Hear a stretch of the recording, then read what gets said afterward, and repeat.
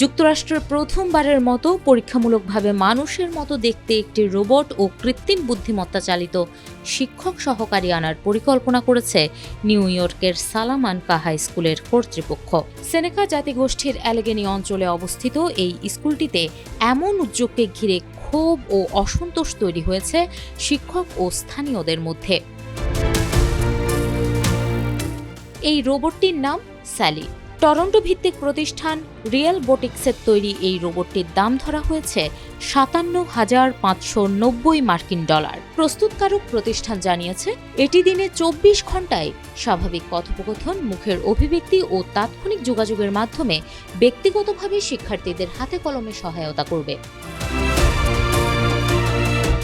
তবে এই উদ্যোগে তীব্র সমালোচনা করে একে অযৌক্তিক আখ্যা দিয়েছে সালামানকার teachers association.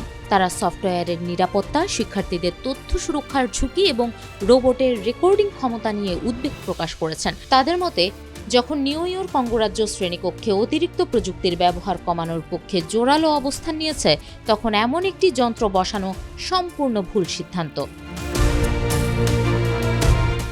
New York state United টিচার্সের সভাপতি মেলেন্ডা পার্সন বলেন, শিশুরা যখন মানুষের সঙ্গে মিশতে এবং সামাজিক সম্পর্ক গড়ে তুলতে শিখছে, তখন তাদের সামনে একটি প্রাণহীন যন্ত্র দাঁড় করানো শিক্ষকতা পেশার চরম অবমূল্যায়ন।